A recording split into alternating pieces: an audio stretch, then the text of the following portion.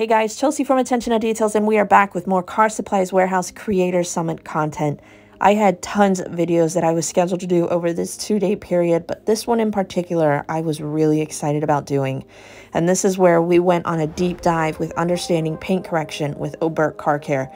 I had the honor to learn from David Patterson. He has some mad skills when it comes to paint correction and wet sanding, and so we were able to learn a little bit more about their products and about paint correction. So pay attention, there's so much information in this video. So you have your rinseless wash. Absolutely been loving that product. Can you tell me a little bit about that? So rinseless wash is one of our newer products. Okay. We're known for paint correction, and some of the new products that we're offering are support products for the paint correction process. Our product, we used heavy polymer in it. There's a number of rinseless washes on the market.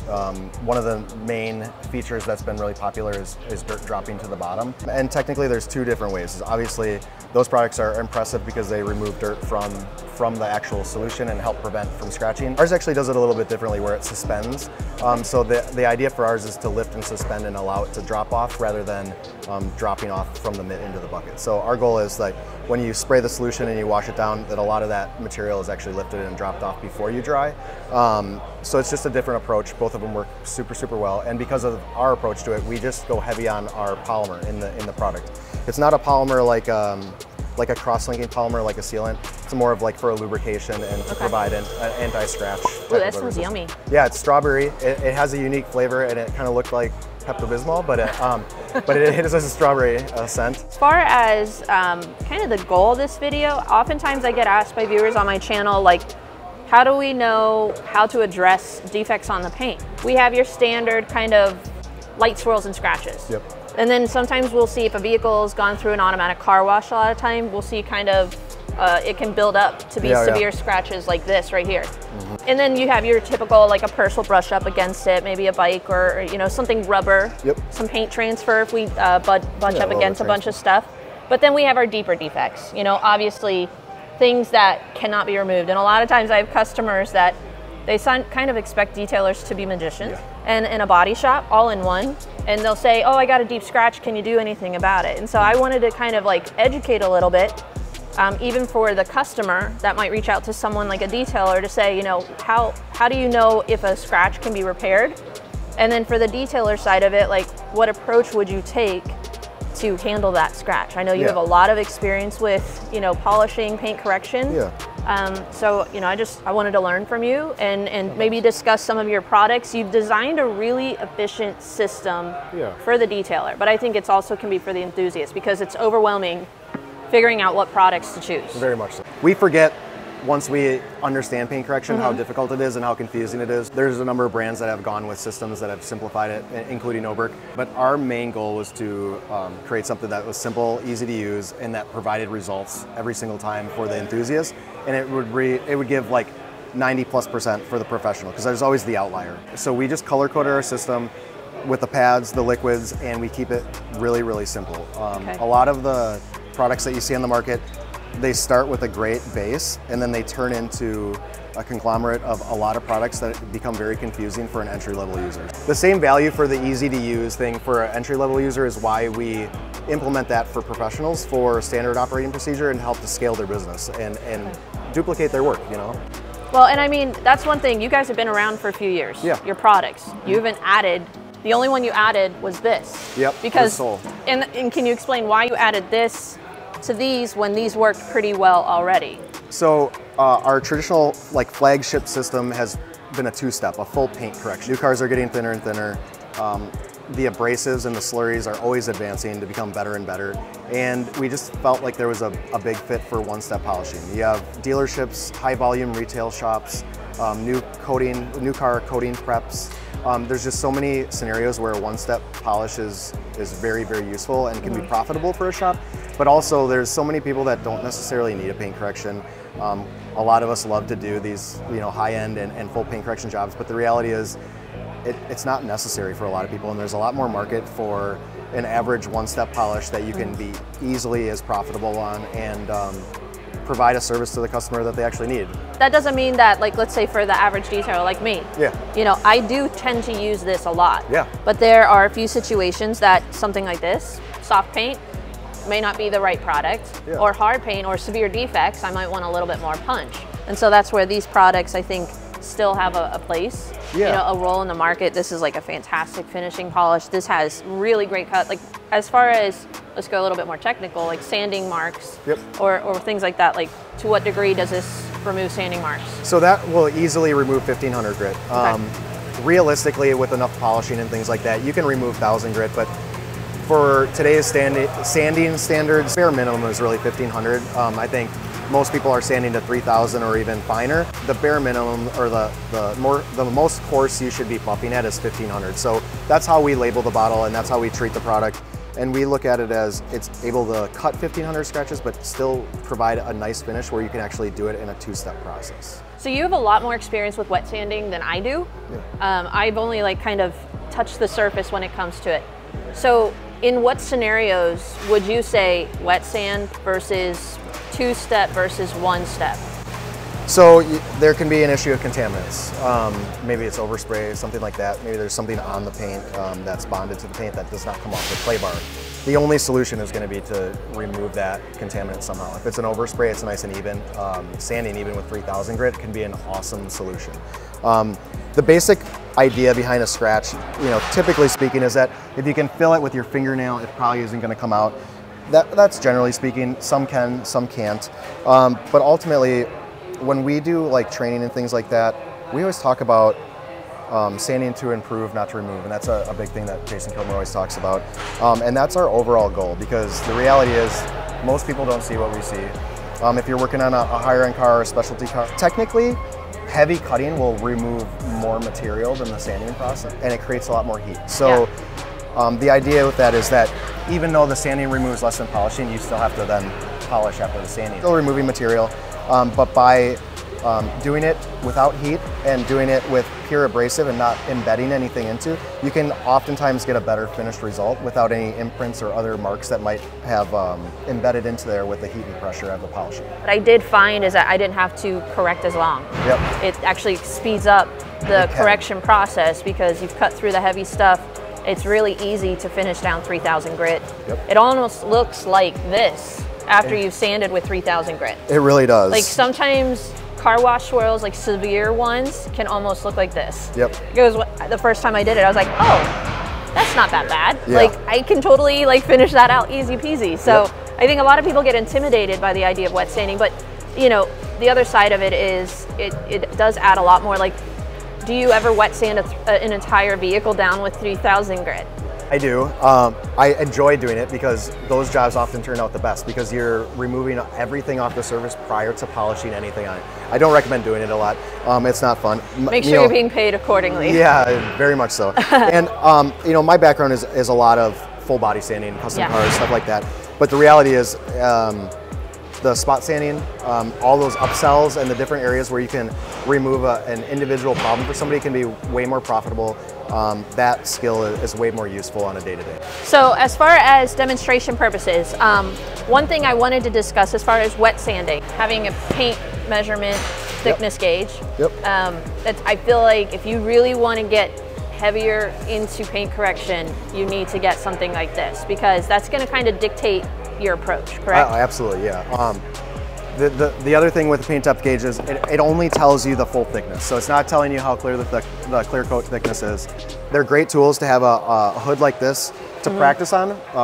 And it's something that we preach to when we talk about understanding paint when you're doing paint corrections, because if you have a test panel and you do regular tests before and after, you obviously want to let the paint cool down because it swells and can give you false readings. But after a while, each person has a different down pressure, arm speed, angle, tilt, whatever their unique characteristics when they polish are, it can reflect in how you remove the material. So if you do that enough time and you take your meter readings before and after, you get an unconscious skill of you understand like, hey, I read this paint and I know that typically for me, for a full section pass, I'm going to remove, 3 microns with this pad combination. And those skills are really nice to be able to evaluate a vehicle and know right off the bat whether you feel comfortable to do this job or not. I think those types of skills and the practice to get those are so important, and it really doesn't cost anything because you don't have to worry about damaging somebody's vehicle just to continue to do it on a test panel from a junkyard or something. So before you even polish, obviously, you know, determine how much paint you have there. But if you find out that you have enough paint, and like, at what point would you say paint is too thin for me to do a heavy correction? So a lot of the paints that are coming out are really, really thin. So, which is why one-step polishing is more important. Obviously, two different topics, but you know, typically in the past, it's always been anything under 3 mils has been kind of your safety zone. We have a lot of cars that are coming with 3 mils. I know. With 2.7 and very, very, very thin meter readings. For me, I think I try to do one-step polishing for the most part. Damage removal is isolated, and I view those cars as I really only want to come in and do like a really, really heavy paint correction once. Yeah. Or I want to try to maintain this car in a way that we can keep it looking good with one-step polishing and minimize the clear coat removal. Or maybe even use like glazes that can like help fill some of the blemishes, so I'm not having to be as aggressive removing them. But you know, having that perfect paint and maintaining it, it may not be in their future.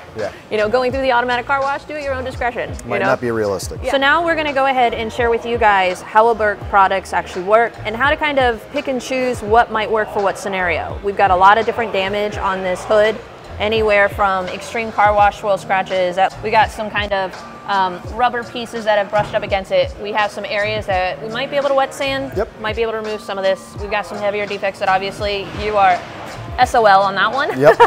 That's going to have to be a touch up and you know, doing a lot more than we're going to really get into in this video. We have a microfiber cutting pad that we pair with our Oberk cut compound, and then a red foam polishing pad that we pair with our step 2 finishing polish. Recently we came out with our Oberk Soul, which is a one-step polish, and we matched that with our yellow foam pad. It's really made to be 2 different systems for both you know, shops that are training employees and for entry-level users. The experienced user is always going to mix and match and do different things that they like to do because they understand paint correction on that level. But we made it really easy to just understand how to use it. And through that, it makes it really easy to do test spots too, right? So the idea is to evaluate it, we want to use that least aggressive method for the most part. And we could use our polish with our red pad, see the defect removal and see whether we needed to step into a medium polish, a one-step polish. And if that didn't work, once we go into the heavy cutting compound, we're almost guaranteed to do a 2-step. Most of the time we need to clean up after that heavy cutting step because it'll leave a little bit of a haze. For this, we're gonna do 2 different processes really. So we have a lot of different heavy scratching. We're gonna do a little bit of sanding here to see if we can remove some of this scratching and paint transfer defect. We can use the 2-step system on that and show how it can take anything, you know, from heavy correction all the way down to a nice finish. And then next to it, we can go through a variety of these different scratches. And instead of doing our test process, because obviously that's pretty self-explanatory and easy, we can use a one-step polish and we can kind of see how well it was able to deal with all these different things and how well one-step polishes can really improve your process speed and hopefully profitability too. I mean, there are certain scenarios where you need all of them. Yeah, you do. You know, even if you think I'm going in for a one paint enhancement, you're gonna have a heavier defect where you might need this. Or you might have softer paints that even if you use something like this, if you know, or if you're using too aggressive of a polisher, or your technique is wrong and you have hazing or ghosting, you know, this is going to be able to handle all of those little issues that might come up. This is really for the, you know, really finicky paint and stuff that just doesn't finish out for anything else. The 2-step process makes it easy because this finishes so well that even though it's a very mild combo, it is enough to remove that and give you that perfect finish. But really, if you're trying to do any correction work and the finish, the Soul is really kind of where it's at. Okay, so let's get into it. So when it comes to wet sanding, what tools would you recommend, especially for those that are really wanting to get into it the first time? So the KXK kit, they make a kit called the SK1 kit. And it comes with a couple different blocks. So a lot of people know the KXK Rid Sticks. They're little tiny blocks. And this kit comes with 2 of each, hard and soft. So we have 2 different types of blocks. There's duplicates of each, but we have one that has white acrylic in it, and this is a harder foam. This is typically for aftermarket paint, texture removal, heavy defect removal, where you're looking for, you know, a flatter paint and you have thickness. Orange peel. This is a softer block. This is typically for OEM paint or for finish sanding. This is going to be a little bit more lenient on the texture of a factory paint. It's not going to sand out the highs and lows. It's going to help you minimize the defects that you're removing, but still ride with the texture of the paint naturally, so it doesn't look like a round flat spot when you're done. It also comes with 2 of each discs, 3000, 2000, and 1500. 1500 is obviously the most aggressive. A lot of people will do 1500 and 3000. Some people will do all three. I'm typically a 1500, 3000 person, unless there's a specific reason why we want to continue to refine. Typically, the first step of the 1500, you would want to sand, generally speaking, twice as long with the 3000 in order to remove those defects. So we can show you when we work on the panel, but typically you're going to want to move in X patterns, even with even within the same grid. So we'll go one pass in one direction, and then we'll come back in another direction, and that will help keep the paint even as you sand and not create any lows or highs and make it look funny when we're done. Okay, let's demonstrate. All right, so we have 1500. We're gonna use the soft block. What we have here is like, it looks like something rubbed up against it, created a scratch and left a little bit of a transfer there. Most of the transfer of the paint that was on whatever hit it is no longer there, but it's left a decent mark. Going back to what we were talking about before, we're gonna try to sand to improve, not to remove. Hopefully we can get rid of a majority of this, and by the time that it's all polished out, it'll look very minimal. Do you need water? Yeah. I think there's a spray bottle right there. Oh, there's water? All right, so what we're gonna do is wrap the 2-inch disc around the paper, and the panel arches like this, so we're gonna wanna use this. We don't wanna put the block like this because it technically isn't flat on the panel. The hood arches like this. This way is much more flat. So we want to sand with the direction that it contacts the paint with the most. Okay. And the goal is to have the whole block contact if possible. This is a great way to learn because the smaller blocks and the smaller pieces of sandpaper you use, the easier it is. So as you get more risky or as you want to learn more, getting into bigger blocks and being able to do larger panels, it feels different and it's more difficult, and this is a great way to learn. Well, and most defects that you see are smaller, that this is really all you might need for like those quick scratch touch-ups. Exactly. So what we'll do is we'll go on an angle,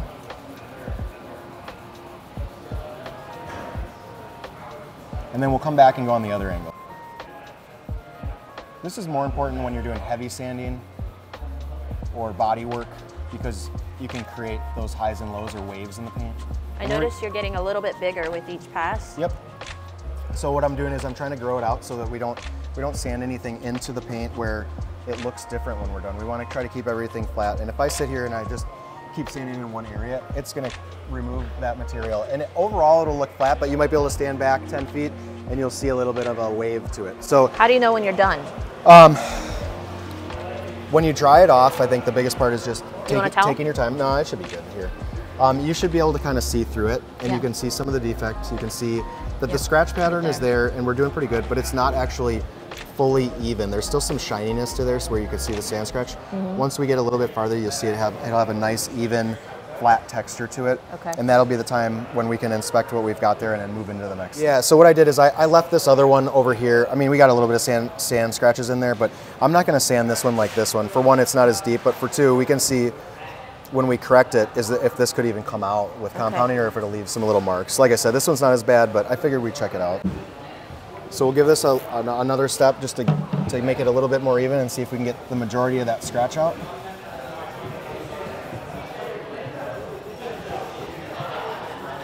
And you have like a teacup hold on that. Yeah, it's just a little block and I got fat hands. Oh, I know, but you're not like scrubbing. No, I want the, unlike when I'm polishing, yeah, I would like to let the paper do the work. Otherwise it's gonna change how deep that scratch is and things like that. You can know how the sandpaper works if it's creating that slurry and it starts to change color. If the paint is like sliding around and it's not creating a slurry, every paint's a little bit different. You might actually need to get a little bit more aggressive because the abrasive isn't strong enough and it's not actually sanding. Like some of these European clears like Mercedes and things like that you'll have, but it's very few and far between. Okay. So we'll give this one more pass and then we'll inspect and go into the 3000 grit.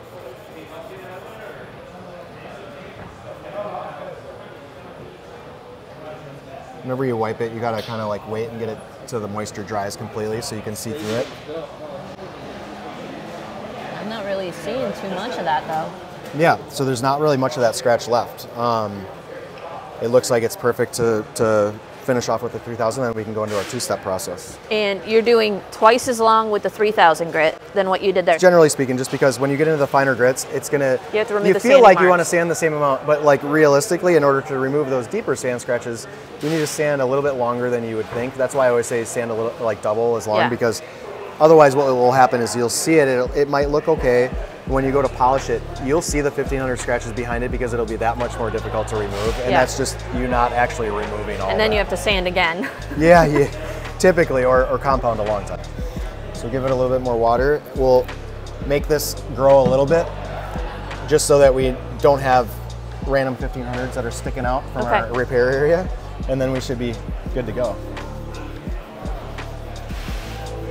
3000 is really fine, so I'm not necessarily worried as much about the control, because if I move a little bit or something happens, it's not really going to negatively impact it.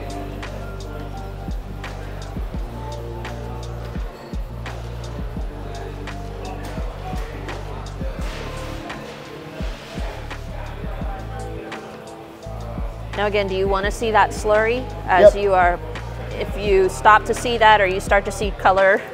Yeah, if you see color, you definitely want to stop. Abort, abort, abort. Abort, yeah, abort the mission. But yeah, the 3000 isn't going to slurry quite as much, but a lot of it you can feel too. So if it's not creating the slurry, if it's not sanding, it will feel almost slippery, you know, it almost feel like a towel on your ceramic or something like that. It feels unnatural, it feels like something isn't right.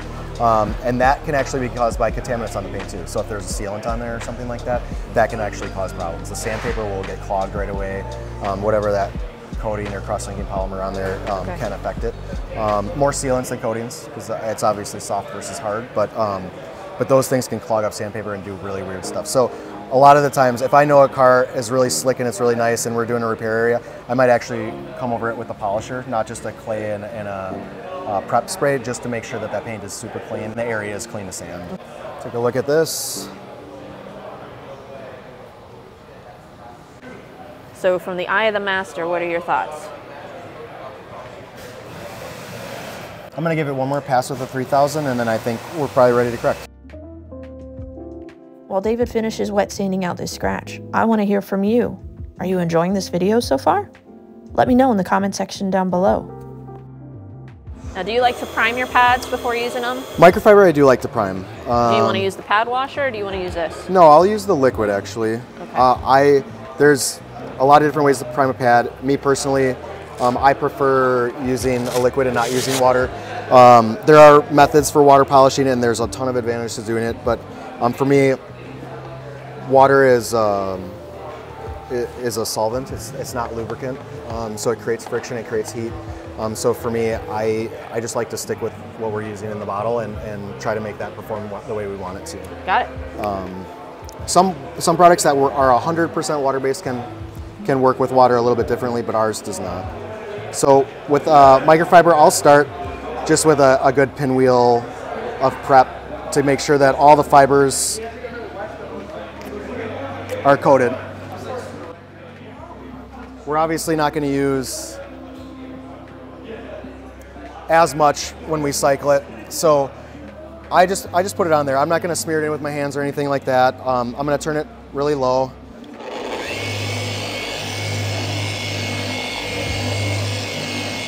And I'm going to rub it into the area. Me personally, I don't dot around. Okay. I rub it in. That allows it to prime the pad, and then I can re-inspect the pad and see maybe where I need some more polish before we go to cut. You want that pad completely covered? Yeah, I do. It's a fine balance between completely covered but not saturating it where you need to clean or switch out your pad right away. Okay. So we got a little bit in here that's a little dry, and then I'll just put another little dot so we have some fresh abrasive. Now, is that the same mentality with your foam pads? You want them completely covered? No, that one I prep a little bit less. We don't necessarily need it. Just all these fibers, I really want to have them covered so that we get the cutting ability. Okay. Yep. So typically on this isn't a really hard radius, but it's the same idea when you come in, like let's say a Porsche Fender where it's really arched, or a car that has a really arched hood. I'm not going to come at it across like this because technically I'm going to have a smaller section of the pad that's contacting it. I'm going to arc with the panel and go back and forth. It's kind of the same way it would be sanded. So I'm going to turn it up.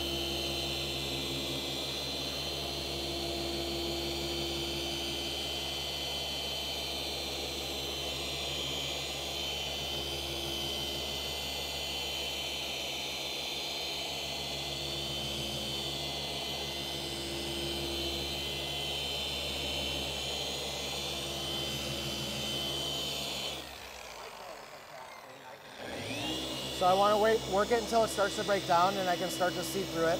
That'll allow me to see if there's any sanding scratches remaining and see if I need to focus on a certain area. It's pretty close.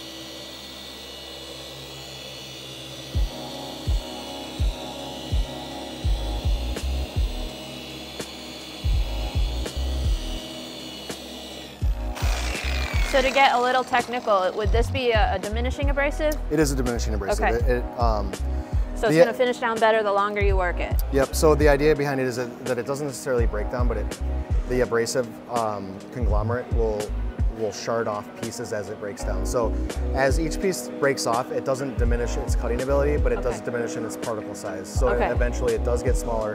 It doesn't have the ability to cut as much anymore because it lost all of that ability. Okay. It has a really long work time though. Yeah. Like even with a microfiber, some microfibers really cut that work time down.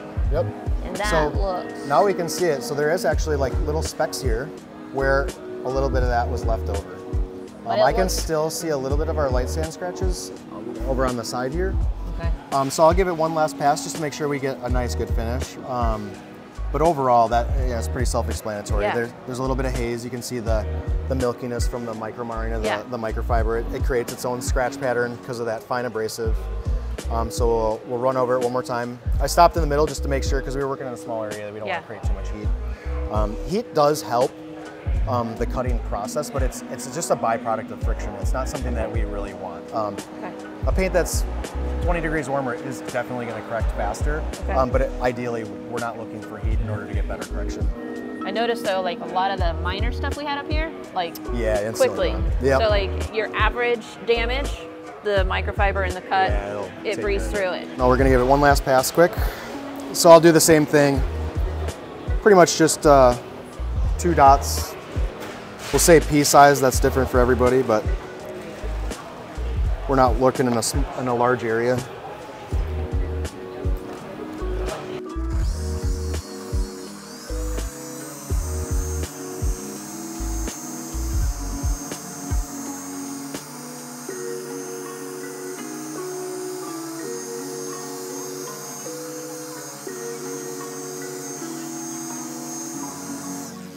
I noticed you're not doing the standard that most people would say, like 1 inch per second. Like you had your arm moving at a pretty good clip. A couple different things. I come from a body shop background, so I used a rotary for a really long time. You got to move like faster with a rotary.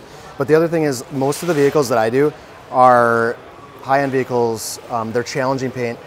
They're not good paint. The people that bring me vehicles, they know what I do and they want me to work on it because they're worried that somebody else might damage it. Yeah. So because of those reasons, we look at it as 2 different ways. You could say, well, we want to be more perpendicular to reduce fatigue and do all these things, and that's 100% true. For me, we're the dirty rat rod crowds that we're sanding and buffing cars down, and my whole goal is to make sure that car doesn't get damaged. And so for me, I can inspect my work, move quicker, and if something happens, I can avoid that really fast. If I see something that just doesn't look right, like if you've gotten paint thin before, if you burnt through, those things, when you're taking your time, you're going to do a lot more damage in those 2 seconds that you're waiting to get there. Exactly, and it's happened to me before. It's happened to us on test panels. I'm not even saying test panel, but the test spot for a vehicle, where the client comes in and we're all on the same page.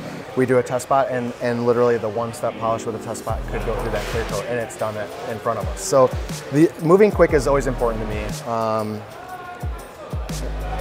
Your body is super important, but for most of my work, the fatigue isn't my main goal. My main goal is the vehicle.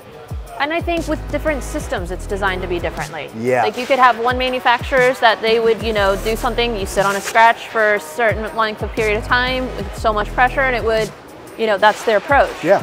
So 100%. And with cutting, that's always where I'm going to be a little bit faster because it's going to take me a lot to pop through some clear coat, even if it's thin, with a really soft pad. Yeah. Something that's firmer or something that creates more heat, that's what I'm concerned with. I want to make sure that we're working it, inspecting it as we go. We're looking through the polish, and then we stop when we need to right away. We're not doing anything unnecessary. So we'll go with the 2-step here. This is the foam polishing pad. So now we're basically removing the micro marring. Yep. we're not necessarily needing to do a whole lot of correction. It can be done in like 1 or 2 quick passes. Yeah, we'll probably... Do you like to cycle out the product completely? With our polish, I like to cycle it a little bit more to make sure I'm black, just because that abrasive does break down. Okay. Most cars, you're not going to see. It's just going to look perfect. But if you have a true black car, something that shows a lot of defects, especially something soft like a Honda or Subaru or something like that, I want to try to cycle it down so that we get a nice broken down finish. Okay, and that's typically 3-4 passes? Yeah. Okay. Yep. So I'm going to prime with 4 dots. Typically, I would reapply with 2, just like the microfiber pad. Okay. But I'll work it in the same way.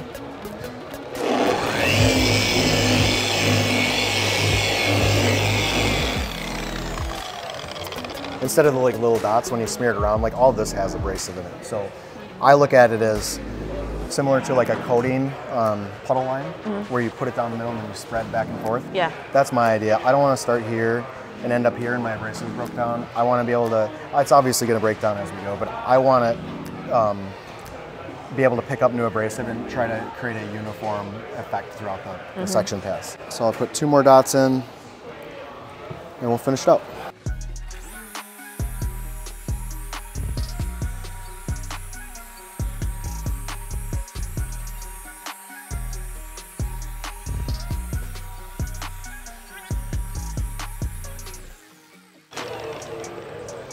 We can put, do we want to put a light? Yeah.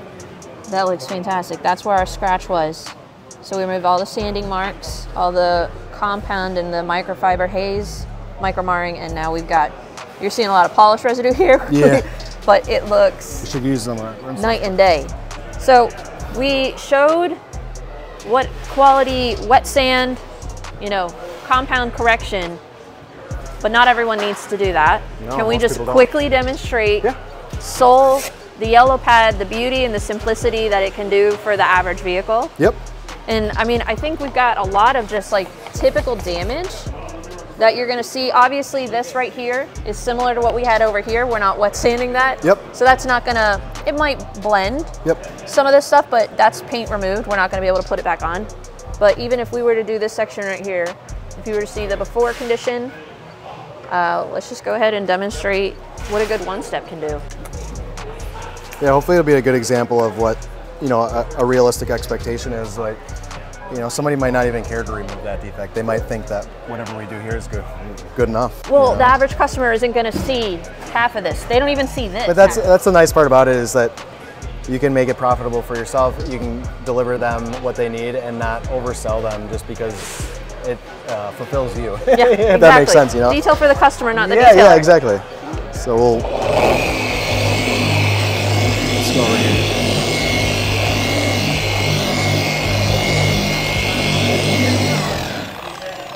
Okay, so this pad's a little bit firmer. It doesn't soften as much as a lot of other foam pads. Okay. Humidity and heat is always going to soften foam or plastic, but the goal with this is to keep a consistent feel so that, you know, halfway around the car, you're still getting a consistent result. A lot of one-step products and a lot of systems like that, you'll get this amazing result. You'll keep moving down the car, and then you shine a light on it again. And you're like, oh, what happened? Now I got a whole bunch of micro marring. That's why we approach it like that. Well, and correct me if I'm wrong. As I've been polishing and learning about polishing, harder paints, you need something a little bit more firm. But sometimes softer paints, a more firm pad can be a better approach, because if you're using a DA and the backing pad and how it's oscillating, if you have a soft pad, it can actually induce marring. Yeah, and almost sometimes it can't break down the abrasive. So that a lot of the marring could be due to that product not actually fully breaking down and cycling out. Yeah. So it's a good pad to have for really any vehicle that you're going to encounter. Yeah, for sure. All right, so we'll knock it up. Notice again, when David is polishing, he tends to go with the curvature of the panel. It's almost in an X pattern again, like he did with the wet sanding technique. And he has a firm grip on the polisher, but he's not putting a ton of pressure down to let that backing plate freely spin. So this is typically like the cycle time that I would work with, and it works really well because it performs well, it breaks down, and it doesn't dust. We have a lot of people that really like to long cycle this polish. It does create a little bit more dust, but once it gets even farther, it almost becomes translucent where you can see almost everything. And we do have a lot of people that like to use it that way. For this, we'll just kind of check it out and see how it works with, like, you know, normal one step. We don't want to make dust everywhere. And a lot of times I wipe polish front to back and left to right, so that if I see scratches in it, I know if it's from my towel or if it's from something else that I did. Okay. So I won't go in circles because then I won't know if it's from a polish or whatever. Okay. Obviously, I put a big scratch going up, so there must have been something in the towel. But nonetheless, it possibly removed metal. Yeah, it could be metal. But it removed a lot of stuff. There's a little bit of paint transfer right there. It actually did refine this a little bit, though. Yeah, it does. And like all of our like extreme car wash brush marks, it was able to remove them. It finished down really nicely. We just have a little bit of polish residue, but other than that, I think it did a nice job. And even if you do find that you have softer paints, grab that polish pad and the polish, like a few short passes, and you're gonna be able to have perfection. But even on your typical daily driver, I feel like that's all you really need. Yeah, absolutely. So hopefully you guys learned something. I know I did from David. I thank you so much for the knowledge and the time you took, because honestly, when it comes to wet sanding, that's something that you never want to test out on a customer's vehicle, you know? So it's nice to have an environment like this where I can learn, and hopefully you guys can have that same kind of information and just confidence to be able to go out and apply some of these skills for yourself. But hopefully you guys go out and check out Oberk's products. They're a fantastic system, not from just their polishes, their pads, their rinseless wash. You even have a fantastic air freshener. Yeah. I mean, you guys have a lot of great products that I think are just going to really benefit the average detailer or enthusiast. Yeah, so, for sure. Thank you so much. I appreciate you. I appreciate it. And we'll put the links to all the products down below for any of you guys who want to try them out for yourself. If you have any questions for David or about these products, let me know in the comment section down below. But thank you guys for watching. We'll see you in the next detail. Have a great day. Give us a thumbs up if you enjoyed this video, and make sure you subscribe and stay tuned for future Creator Summit content we have coming out very soon.